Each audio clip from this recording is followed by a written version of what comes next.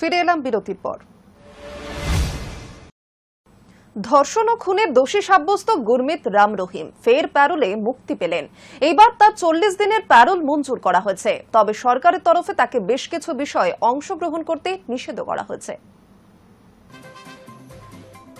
ধর্ষণ ও খুনে দোষী সাব্যস্ত গুরমিত রাম রহিম ফের প্যারোলে মুক্তি পেলেন। এইবার তাকে 40 দিনের প্যারোল মঞ্জুর করা হয়েছে। 3 মাস আগে তিনি 21 দিনের ফার্লো পেয়েছিলেন। 2017 সালে দোষী সাব্যস্ত হওয়ার পর থেকে এই নিয়ে 14 বার জেল থেকে বাইরে এলেন স্বঘোষিত ধর্মগুরু। সোমবার সকালে হরিয়ানার রোহতকের সুনারিয়া জেল থেকে মুক্তি পেয়ে তিনি সরাসরি চলে যান ডেরা সচ্চা সৌদা আশ্রমে, যা হরিয়ানার শীর্ষা এলাকায় অবস্থিত।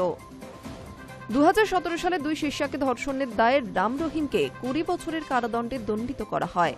2019 সালে এক সাংবাদিক রামচন্দ্র ছত্রপতিকে খুনের মামলায় তাকে ও আরও 3 জনকে দোষী সাব্যস্ত করা হয়।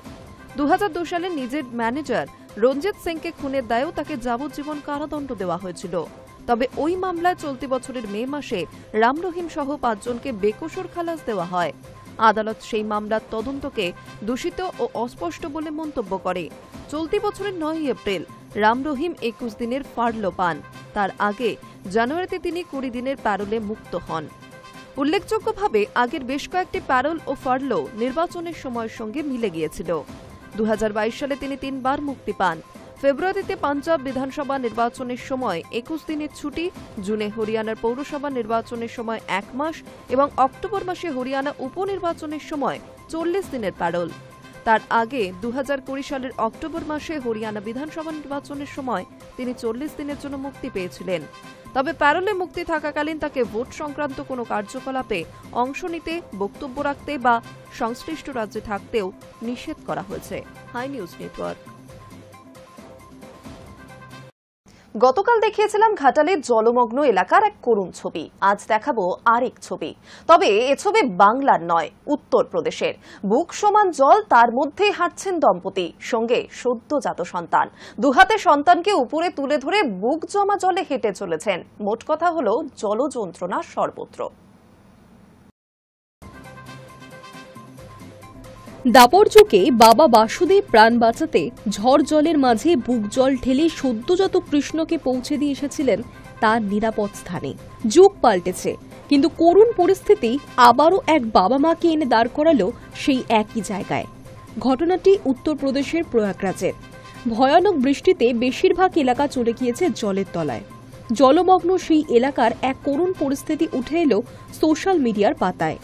একটি ভাইরাল ভিডিওতে দেখা যাচ্ছে ছোট বাঘাদা এলাকায় রবিবার বুক জল ঠেলে মাথার উপর তুলে সদ্যজাতকে নিরাপদ স্থানে নিয়ে যাওয়ার চেষ্টা করছেন এক দম্পতি। ভিডিও ফুটেজে স্পষ্ট বাড়ি, মন্দির, রাস্তায় রাখা গাড়ি কার্যত জলের তলায়। চারিদিকে নোংরা আবর্জনা ভেসে বেড়াচ্ছে। ফলে কিছু মানুষ জীবনযাপনের প্রয়োজনীয় জিনিসপত্রটুকু সম্বল করে পরিবারকে সঙ্গে নিয়ে নিজের বাসস্থান এলাকা ছাড়তে বাধ্য হচ্ছেন। শুধুমাত্র নিজেদের জীবন রক্ষার তাগিদ তাড়া করে বেড়াচ্ছে তাদের। উত্তরপ্রদেশের বেশিরভাগ এলাকার পরিস্থিতি খারাপ হলেও বিশেষ করে প্রয়াগরাজের অবস্থা শোচনীয়। ক্রমাগত বৃষ্টির ফলে গঙ্গা, যমুনা জলস্তর বিপদ সীমা ছাড়িয়ে বয়ে চলেছে।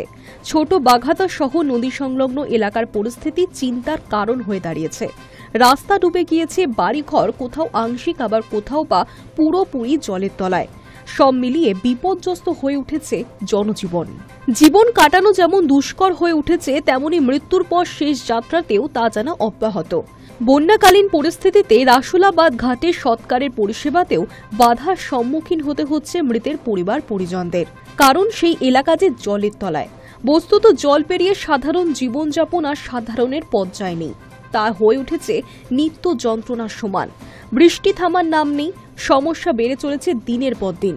রবিবার পর্যন্ত তথ্যের ভিত্তিতে সরকারি সূত্র বলছে, টানা বৃষ্টিতে উত্তরপ্রদেশের প্রায় 402টি গ্রাম কার্যত বিপর্যস্ত। প্রয়াগরাজ তো বটেই, গাজীপুর, মির্জাপুর, আগ্রা, বারাণসী, ফতেপুর সহ প্রায় 17টি জেলার উপর বন্যার প্রকোপে মানুষ ভীত, সন্ত্রস্ত। প্রকৃতির সঙ্গে মানুষের সহাবস্থানে মানিয়ে নেবার এ যেন নিরন্তর চিরকালীন এক প্রচেষ্টা। High news network. বেজিং এর দুয়ারে পৌঁছে গেল নৌসেনা। দক্ষিণ চীন সাগরে যুদ্ধ মহড়ায় ভারত এবং ফিলিপিন্স।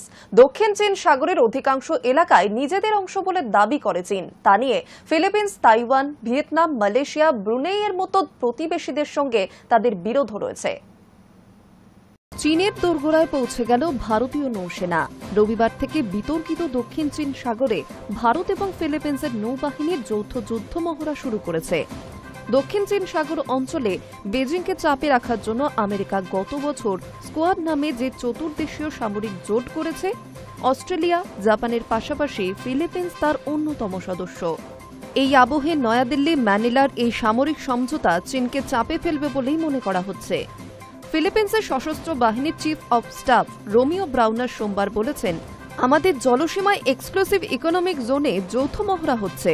সেই সঙ্গে জানানো হয়েছে ওই মহড়ার এলাকায় 25 নটিক্যাল মাইল দূরে চীনা নৌবাহিনীর দুটি গাইডেড ক্ষেপণাস্ত্রবাহী ডেস্ট্রয়ার গোত্রের যুদ্ধজাহাজ সোমবার দেখা গিয়েছে। ঘটনাচক্রে দক্ষিণ চীন সাগরের অধিকাংশ এলাকায় নিজেদের অংশ বলে দাবি করে বেজিং। তা নিয়ে দীর্ঘদিন ধরে ফিলিপিন্স, তাইওয়ান, ভিয়েতনাম, মালয়েশিয়া, ব্রুনেইয়ের মতো প্রতিবেশী দেশগুলির সঙ্গে একদলীয় চীনের কমিউনিস্ট শাসক গোষ্ঠীর বিরোধ হয়েছে। ফিলিপিন্স এবং চীনের বিরোধের অন্যতম কারণ দক্ষিণ চীন সাগরের সেকেন্ড থমাস শোলে দ্বীপকে কেন্দ্র করে। ফিলিপাইন দ্বীপের পালোয়ান থেকে 200 কিলোমিটার দূরে অবস্থিত ওই দ্বীপে 1999 সালে ফিলিপিন্স নৌবাহিনী দ্বিতীয় বিশ্বযুদ্ধের সময়কার একটি জাহাজে অস্থায়ী নৌঘাঁটি বানিয়ে অবস্থান নিয়েছিল প্রায় 2 দশক আগে। এরপরে 2012 সালে ফিলিপিন্সের কাছে স্কারবোরো শোলের দ্বীপের দখল নিয়েছিল চীনা পিপলস লিবারেশন আর্মি, যা নিয়ে দুদেশের যুদ্ধ পরিস্থিতি তৈরি হয়েছিল। 2016 সালের এক পরিসংখ্যান অনুযায়ী বিশ্বের মোট বাণিজ্য সামগ্রিক প্রায় 21% দক্ষিণ চীন সাগরের জলপথ দিয়ে পরিবহন করা হয়। বিগত কয়েক বছরে সেই পরিমাণ আরও বেড়েছে। ফলে প্রতিবেশী দেশগুলির সঙ্গে চীনের সংঘাতের পারদ চড়ছে। পাশাপাশি ভারত মহাসাগরও তৎপরতা বাড়াচ্ছে বেজিং। ভারতের দুই পড়শিদের শ্রীলঙ্কা এবং মালদ্বীপে গত কয়েক বছর ধরেই চীনা চর জাহাজের আনাগোনা রয়েছে। গত বছরের মার্চের শেষ পর্বে ওই অঞ্চলে 4টি চীনা জাহাজ Xiang young Hong 01, Xiang young Hong 03, young Wang 03 এবং ডা ইয়াং হাওয়ের উপস্থিতি চিহ্নিত হয়েছিল। প্রসঙ্গত, 4 বছর আগে পূর্ব লাদাখে চীনা ফৌজের অনুপ্রবেশের সময়ও ভারতীয় নৌসেনার একটি যুদ্ধজাহাজকে দক্ষিণ চীন সাগরে পাঠানো হয়েছিল। High news network. রাশিয়া থেকে তেল কিনে মুনাফার জন্য খোলা বাজারে বেচছে ভারত। আরও শুল্ক চাপানোর হুমকি দিলেন ট্রাম্প। গত বুধবারই ভারতীয় পণ্যের উপর 25% শুল্ক আরোপ করার কথা ঘোষণা করেছিলেন ট্রাম্প। পাশাপাশি রাশিয়ার কাছ থেকে তেল এবং অস্ত্র কেনার জন্য ভারতকে জরিমানাও দিতে হবে বলে জানিয়েছিলেন তিনি। জরিমানার অঙ্ক সম্পর্কে অবশ্য স্পষ্ট করে কিছু বলা হয়নি। বারবার হুঁশিয়ারি দেওয়া সত্ত্বেও রাশিয়া থেকে তেল কেনা বন্ধ করেনি ভারত। অভিযোগ এমনটাই। শুধু তাই নয়, পুতিনের দেশ থেকেই নাকি বিপুল পরিমাণে তেল কিনে মুনাফার জন্য খোলা বাজারে বেচা হচ্ছে। সেই অপরাধে এবার ভারতীয় পণ্যের ওপর আরও শুল্ক চাপানোর হুঁশিয়ারি দিলেন মার্কিন প্রেসিডেন্ট ডোনাল্ড ট্রাম্প। ভারতীয় সময় অনুযায়ী সোমবার রাত 8:20 নাগাদ সমাজ মাধ্যম ট্রুথ স্পেশালে পোস্ট করে ভারতকে সরাসরি হুমকি দিয়েছে ট্রাম্প। ট্রাম্প লেখেন, ভারত যে শুধু রাশিয়া থেকে বিপুল পরিমাণে তেল কিনছে তা নয়, বরং মুনাফার জন্য তারা কেনা তেলের বেশিরভাগ অংশ খোলা বাজারে বিক্রিও করছে। এদিকে রাশিয়ার যুদ্ধ প্রক্রিয়া ইউক্রেনের কত মানুষ প্রাণ কাটছে তার পরোয়াও করছে না ভারত। এই কারণেই আমি ভারতীয় পণ্যের ওপর শুল্ক আরও বৃদ্ধি করব। প্রসঙ্গত, গত বুধবারই ভারতীয় পণ্যের ওপর 25% শুল্ক আরোপ করার কথা ঘোষণা করেছিলেন ট্রাম্প। পাশাপাশি রাশিয়ার কাছ থেকে তেল এবং অস্ত্র কেনার জন্য ভারতকে জরিমানাও দিতে হবে বলে জানিয়েছিলেন তিনি। জরিমানার অঙ্ক সম্পর্কে অবশ্য স্পষ্ট করে কিছু বলা হয়নি। সোমবার ফের একই সুরে শুল্ক বৃদ্ধির হুমকি দিতে শোনা গেল মার্কিন প্রেসিডেন্টকে।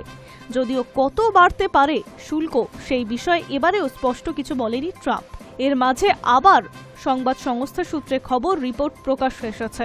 তাতে দাবি করা হয়েছে, ভারতের রাষ্ট্রায়ত্ত 4টি সংস্থা Indian oil, Hindustan petroleum, Bharat petroleum এবং ম্যাঙ্গালোর রিফাইনারি পেট্রোকেমিক্যাল লিমিটেড নাকি গত সপ্তাহ ধরে রাশিয়ার কাছ থেকে খনিজ তেল কেনা স্থগিত রেখেছে।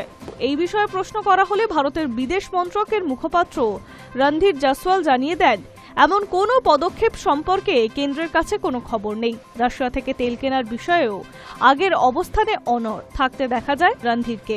তিনি বলেন, বাজারে কে কি দাম নিচ্ছে এবং বিশ্বের সার্বিক পরিস্থিতির প্রেক্ষিতে আমরা আমাদের জ্বালানির চাহিদা পূরণ করে থাকি।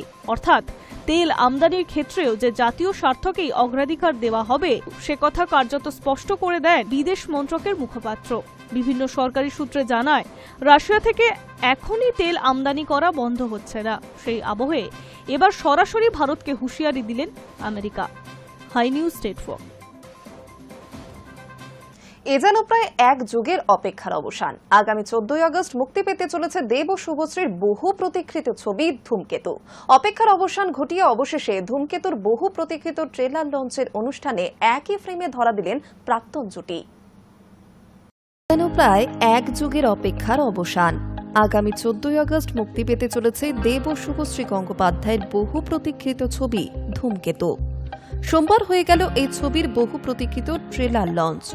অপেক্ষার অবসান ঘটিয়ে অবশেষে ধূমকেতুর বহু প্রতীক্ষিত ট্রেলার লঞ্চের অনুষ্ঠানে এক ফ্রেমে ধরা দিলেন প্রাক্তন জুটি।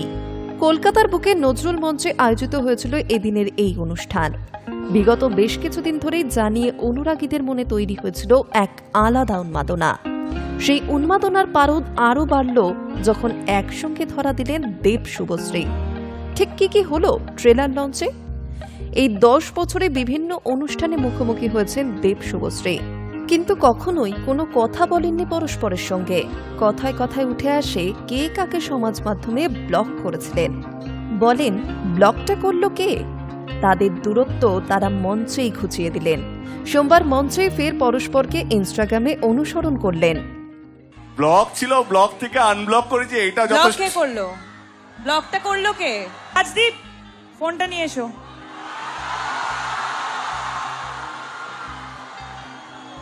ইতিহাস তৈরি হচ্ছে, জোরে হাততালি হবে সবাই মিলে। তারপর দেব শুভশ্রী সেই চেনা জুটি, গানের তালে তালে তাল মেলালেন তারা। হাত নেড়ে শুভেচ্ছা বিনিময় করলেন মঞ্চ থেকে অনুরাগীদের সঙ্গে। ধূমকেতুকে বাঁচিয়ে রাখার জন্য ভক্তদের ধন্যবাদ জানান সুপারস্টার। সেই চেনা সংলাপ বলে উঠলেন দেবের উদ্দেশ্যে শুভশ্রী। আমার সাথে ফ্রেন্ডশিপ করবে? কেন? এমনি। আগামী 14 আগস্ট সকলকে সিনেমা হলে গিয়ে ছবি দেখার জন্য অনুরোধ জানান শুভশ্রী। একই সঙ্গে শুভশ্রী অনুরাগীদের বলেন, আমাদের এফোর্টে আমাদের জুটি বাঁচেনি, বেঁচেছে তোমরা চেয়েছ বলে। তারপর তাদের পুরনো কিছু গানে মঞ্চ মাতিয়ে ভক্তদের খুশিতে ভরিয়ে দিলেন তারা।